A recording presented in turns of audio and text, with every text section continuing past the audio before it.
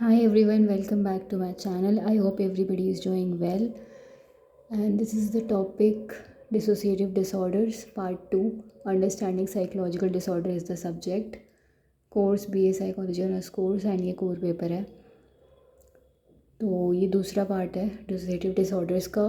And वहाँ पर मैं देखा था कि डिसोसिएशन पैथोलॉजिकल कब हो जाता है।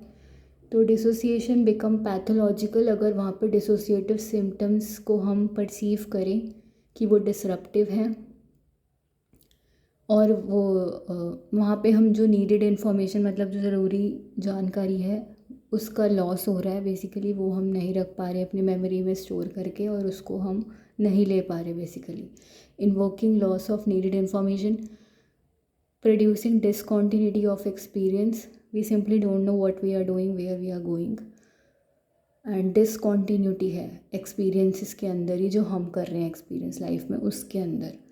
रिकरिंग है ये, मतलब ये नहीं कि चल एक बार हुआ तो ठीक है सबसे हो गया गलती में तो हम भूल गए, बार बार रिपीट हो रहा है।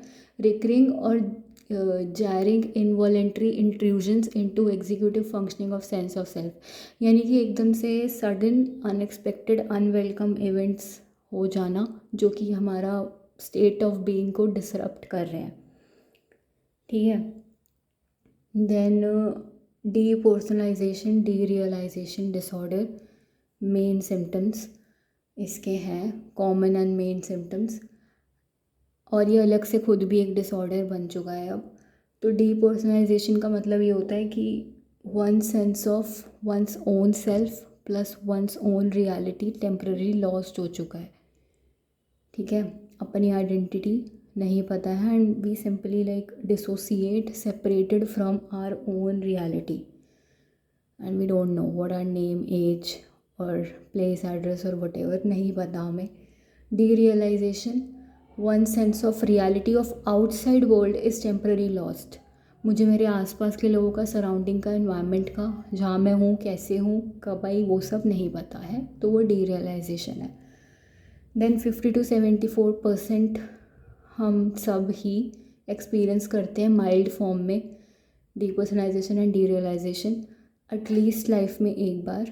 ठीक है, तो 50 to 74% हम सब लोग एक्सपीरियंस करते हैं इसका माइल्ड फॉर्म डीपर्सनलाइजेशन एंड डीरियलाइजेशन का एटलीस्ट लाइफ में एक बार, यूजुअली ड्यूरिंग और आफ्टर पीरियड्स ऑफ, जब बहुत ज़्यादा स्ट्रेस होता है हमें तब, जब नींद पूरी नहीं होती तब, जब सेंसरी डिप्रीवेशन होता है तब, यानी कि जब हम सेंसरी इनपुट रिसीव नहीं कर पा रहे हैं। अब जब मेरे सेंसेस से मेरे को कोई इनपुट ही रिसीव नहीं होगा, मेरे सेंस ऑर्गन्स ही सेंस नहीं कर पाएंगे कि कहाँ पे क्या टेस्ट है, विजन है, स्मेल है, ये सब बेसिक चीज़ें नहीं होगी, तो मैं कहाँ से सेंसरी इनपुट प्रोसेस कर पाऊँगी। तो सेंसरी डिप्रीवेशन, जब एपिसोड्स डीपर्सनलाइजेशन के और डीरियलाइजेशन के परसिस्टेंट लगातार बार बार होते जा रहे हैं और रिकरेंट वही रीअकरिंग है और इंटरफेयर कर रहे हैं एनएफ यानी कि नॉर्मल फंक्शनिंग के साथ, तो इसको हम डायग्नोस करते हैं एज डीपर्सनलाइजेशन स्लैश डीरियलाइजेशन डिसऑर्डर, जो मैंने DDD के फॉर्म में लिखा हुआ है।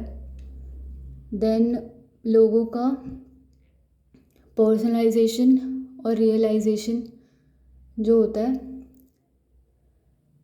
एक सेकेंड मेरे को याद नहीं आया, मैंने PR शायद पर्सनलाइजेशन रियलाइजेशन के लिए लिखा था, नहीं याद आ गया, सॉरी, इट्स नॉट पर्सनलाइजेशन और रियलाइजेशन, मैंने शॉर्ट फॉर्म करके लिखा है लास्ट में जो PR लिखा हुआ है मैंने, कि पीपल हैव P+R एक्सपीरियंस।